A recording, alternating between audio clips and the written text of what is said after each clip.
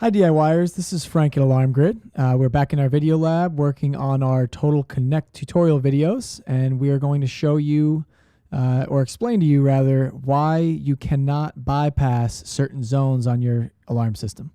We'll get into the details of that once we get logged into the web interface, and we'll transition over to our other computer here. We'll show you how to get to Total Connect 2, that's the number 2.com.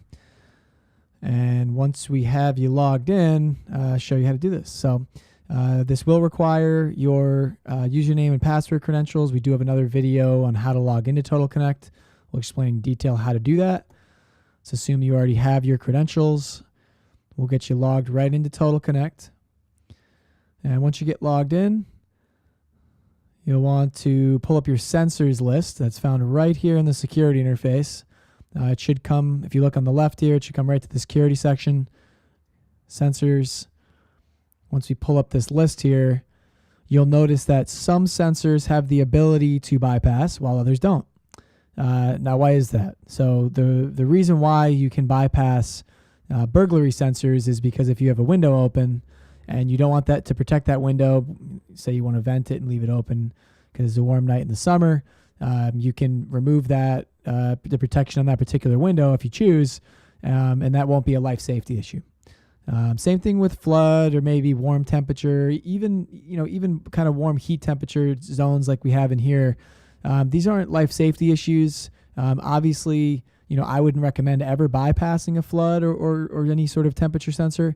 But the reason why you don't see a checkbox here on the smoke detector on zone 8, you'll notice that you have checks on all these to bypass. If I hit front door and scroll down and hit bypass, I can do that.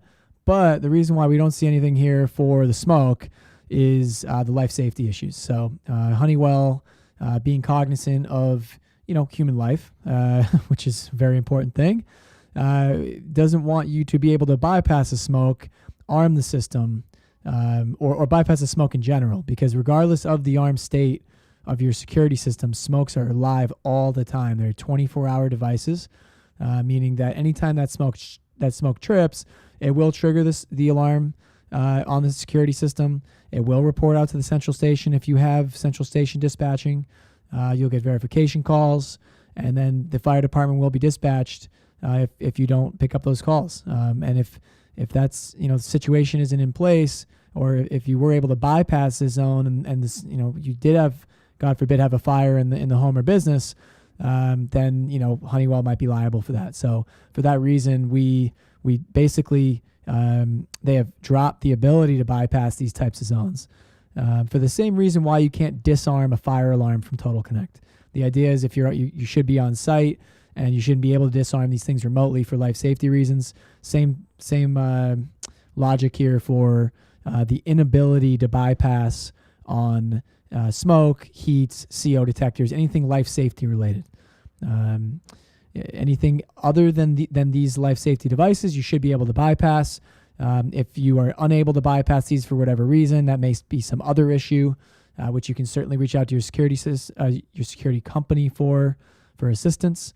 But this kind of explains the general reason why these checkboxes are missing on certain zones, generally life safety zones. So if you have any other questions on how or why and some of the reasons behind bypassing, any issues with bypassing security or burglary zones, you can email us at support@alarmgrid.com. Don't forget to subscribe to our channel here. Like the video if you found it useful, and have a great day.